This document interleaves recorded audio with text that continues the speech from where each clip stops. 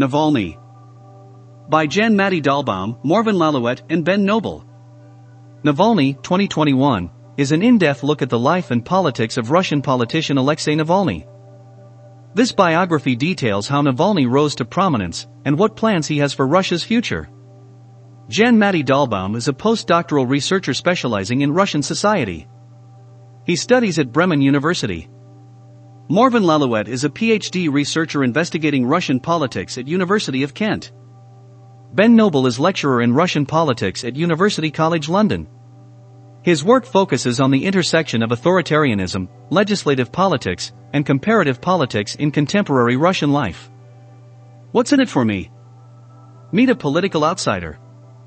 For nearly 2 decades, Russia has been thoroughly dominated by one man, Vladimir Putin. Yet, despite Putin's iron grip on power, a new politician has proved to be a looming threat to Russia's current political order. His name is Alexei Navalny. These blinks delve into the life and politics of Navalny, Russia's most prominent political activist and opposition leader. You'll learn how Navalny got his start spearheading anti-corruption investigations and parlayed his growing influence into a new political party, Russia of the future. You'll also learn how Navalny plans to change Russia and what Putin has done to stymie his efforts. In these blinks, you'll learn what makes LiveJournal a political platform, how to disrupt a shareholder meeting, and why it's so tough being a Russian politician. For two decades, Alexei Navalny has shaken up the complex world of Russian politics. Sunday, January 17, 2021. Alexei Navalny is departing Berlin's Brandenburg airport en route back to his home country of Russia. On board, an inquisitive journalist leans in and asks, "Aren't you afraid?" Of course, the 44-year-old politician has reason to be wary. Just months earlier, Navalny had become deathly ill in what many suspect was an intentional poisoning conducted at the behest of the Kremlin. And when he finally touches down in Moscow, he's likely to be detained by the Russian police. Still, Navalny presents an air of quiet optimism. He spent years pushing for political reform in his country, and he doesn't plan to stop anytime soon. The key message here is, for 2 decades, Alexei Navalny has shaken up the complex world of Russian politics. Alexei Navalny was born on June 4, 1976 in the village of Butin, a small hamlet on the western outskirts of Moscow. His mother was an accountant and his father a decorated officer in the Soviet army. During his youth, Russia was still part of the Soviet Union, though the Navalny family weren't supporters of the Soviet system. By the age of 17, Navalny had already identified himself as a political liberal, and when the USSR fell in 1991, he was optimistic. He hoped the rupture would usher in an economic system centered on a free market and a political order beholden to democratic principles. Beginning in 1993, he studied law and economics at the People's Friendship University of Russia and, after graduation, began a lucrative career in banking, stock trading, and real estate development. By the beginning of the new millennium, Navalny was wealthy and well-connected, and he began cultivating a public persona in the world of politics. Since then, he's presented himself as a practical, no-nonsense family man who has straddled the line between progressive and nationalist politics. While he espouses an array of liberal views, such as support for same-sex marriage, he also takes more conservative stances on issues like immigration. For the past 2 decades, Navalny has constantly agitated for change in Russia's notoriously complex political arena. He's earned a reputation as an idealistic anti-corruption activist, and, in 2012, he helped found Russia of the Future, a political party in opposition to Putin's dominant Russia United Party. Still, it's difficult to distill Navalny's personality and politics down to a simple narrative. Navalny used his wealth to launch a vast anti-corruption campaign. It's April 2008, and Navalny is causing a scene. He's at the annual shareholder meeting for Surgetneftgaz, one of Russia's largest and most profitable oil companies. While these meetings are usually quiet, formal affairs, Navalny isn't afraid to break decorum. When Surgetneftgaz CEO Vladimir Bogdanov takes the stage, Navalny begins peppering him with questions. He wants to know who actually owns Surgetneftgaz, why such a profitable company pays so little in dividends, and why the organization makes its annual report so vague and difficult to access. During the interrogation, the crowd grumbles and shifts uncomfortably in their seats. However, Navalny's performance isn't for them. Later, he'll post about the meeting online, where he's slowly earning a following. Here's the key message: Navalny used his wealth to launch a vast anti-corruption campaign, After the fall of the USSR, Russia's transition to a free market economy was rocky. Much of the Union's publicly owned assets fell into private hands, and a small group of super-rich individuals, known as oligarchs, gained massive political influence. This dynamic has continued under Putin, as business leaders often collaborate with state officials to enrich themselves through bribes, embezzlement, and other practices. Navalny's career as an anti-corruption activist began in 2006 with so-called shareholder activism. Essentially, Navalny leveraged his wealth to buy minority shares in large companies like Surgutneftegaz. This ownership gave him access to insider information and the authority to ask intrusive questions about company finances. In this way, Navalny would root out suspicious details and post them on his LiveJournal blog. He scored a major victory in 2010. Using leaked documents, Navalny found that Transneft, a major oil company, had mysteriously lost $4 billion when constructing the Eastern Siberia Pacific Ocean pipeline. The allegations kicked off a major government investigation. While the inquiry was eventually sidelined with little resolution, it nonetheless made elite corruption a major topic in Russian media discourse. Soon, Navalny made his crusade against corruption his major focus. In February 2012, he consolidated his various activist projects into the Anti-Corruption Foundation, or FBK. This organization raises funds to investigate issues like suspicious government contracting and election fraud. It also produces wildly popular YouTube videos detailing how corruption funnels wealth to the country's elite while leaving the many behind. Of course, this work also earned Navalny many enemies in high places. Throughout his uneven political career, Navalny has sought to unseat Russia's ruling party. Navalny was always keenly interested in politics. As a teen, he voraciously read political theorists like Voltaire, and avidly followed the news as leaders like Boris Yeltsin jockeyed for power in the post-Soviet world. By the age of 40, Navalny's political passions had only grown. In fact, by 2016, he had decided to run for his country's highest office. Navalny's presidential campaign began in late 2016. He announced his candidacy in a slick YouTube video, talking about pressing issues like inequality, taxes, foreign policy, and, of course, corruption. Over the next year, he pushed hard to gain a foothold in Russia's difficult electoral system. However, in 2017 the Kremlin barred him from the race, citing flimsy legal issues stemming from controversial embezzlement charges. Despite that campaign's stalled outcome, Navalny's political future remains an open question even today. The key message is this: throughout his uneven political career, Navalny has sought to unseat Russia's ruling party. Navalny's idiosyncratic political trajectory suits Russia's unique political landscape. As a college student, Navalny enthusiastically welcomed capitalist reforms to the Soviet system. Then, after building a business career, he joined Yabloko, a small, left-leaning party. While Navalny quickly rose to power within Yabloko, the party itself failed to gain much influence on the national stage. In the mid-2000s, Navalny, like many Russians at the time, drifted toward nationalism. He left Yabloko to found the Russian National Movement of Liberation, or Narod. Narod blended liberal economic policies with conservative stances on immigration and Russian identity. While this organization ultimately folded, Navalny is still associated with nationalist views. As Navalny's anti-corruption activities took off, so did his political career. Through his blog and other media outlets, he openly criticized the ruling United Russia Party as a party of crooks and thieves. In the 2011 national legislative elections, he began advocating for so-called smart voting, a system in which people strategically vote for any party best positioned to weaken United Russia.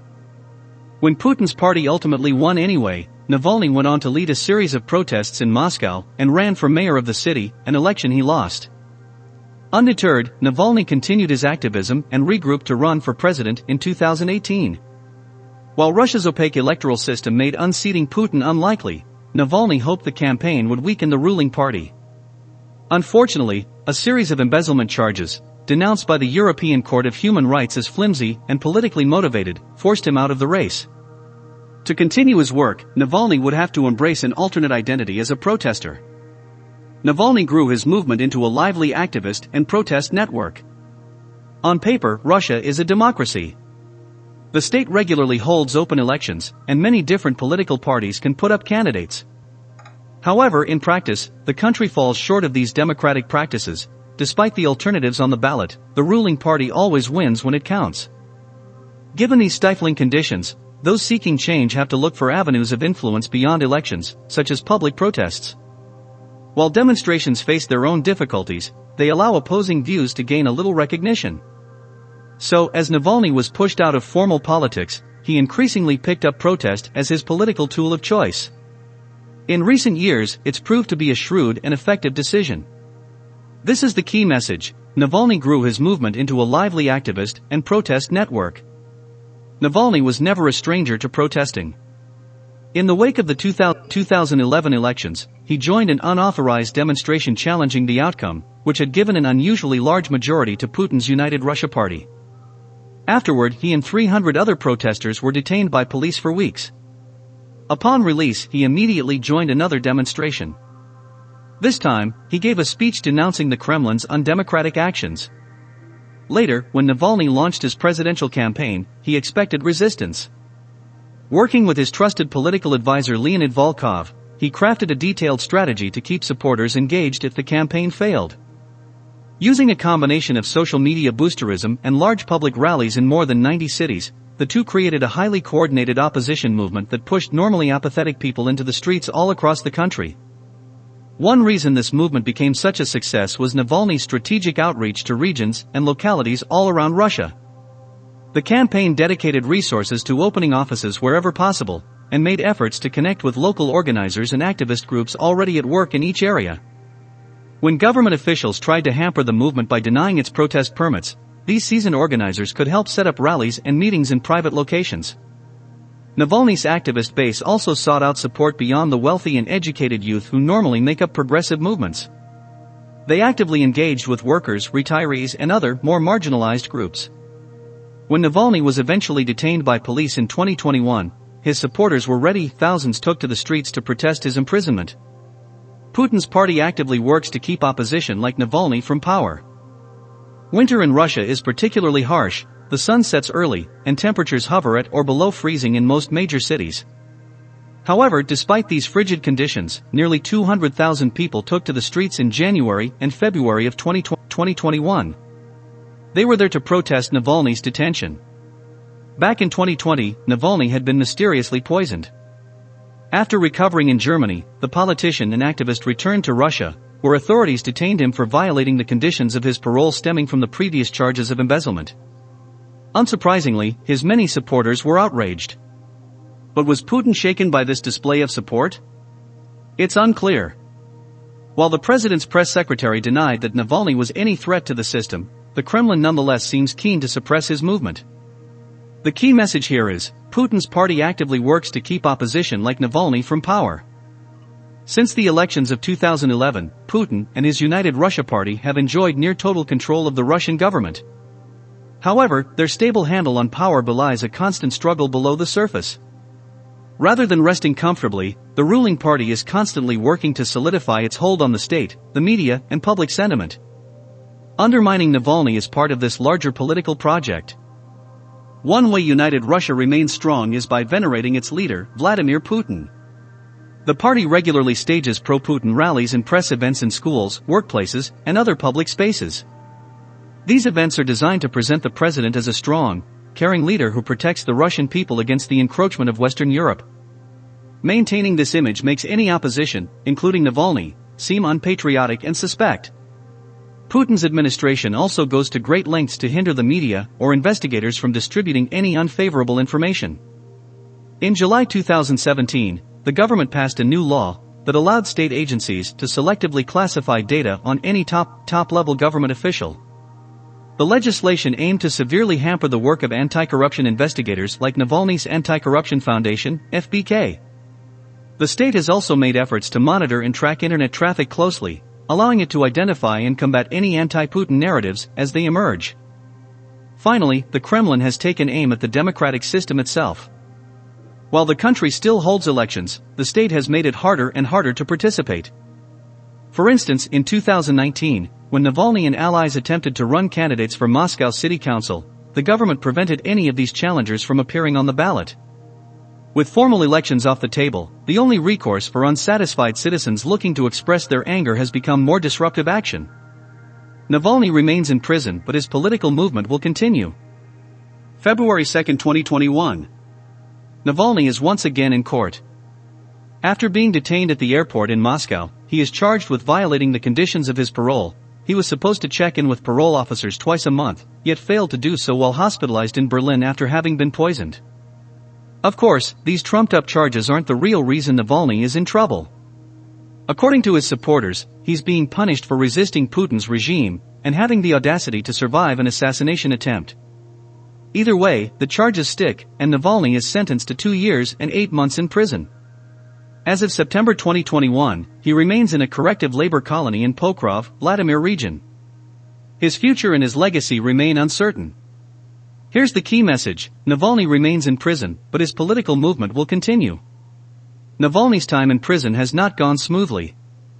He's been subject to constant reprimands for petty offenses. For instance, he's caught flack for dressing casually in a t-shirt when meeting his lawyer and been punished for addressing a guard too casually. He's also been deemed an escape risk, allowing guards to wake him every hour throughout the night. Ever the protester, Navalny began a hunger strike in March, but ended it in late April without winning any concessions. Outside of prison, the Russian state is working to dismantle Navalny's entire political organization. In the wake of his sentencing, police arrested all the top officials at FBK and the heads of every regional office in Navalny's political network. As if that weren't enough, in April 2021, the state declared FBK an extremist organization. This designation makes it illegal to donate to the organization and puts FBK employees at risk of imprisonment. So where does Navalny's legacy stand? Well, in some ways, his accomplishments are meager. His best political outing was a second-place finish in the 2013 Moscow mayoral race. While more than 75% of Russians recognize him by name, polls indicate that only about 19% enthusiastically support his activities. However, Navalny's real victories may be more subtle. His long career as an anti-corruption activist, politician, and protest leader has highlighted the structural problems within Russia and brought attention to the country's authoritarian practices. And his advocacy for smart voting may yet undermine the electoral power of Russia United. Though perhaps Navalny's biggest achievement is symbolic, through his activism, he's inspired a whole new generation of Russians to reach for the reins of power. They may soon steer Russia to a better future. Final summary.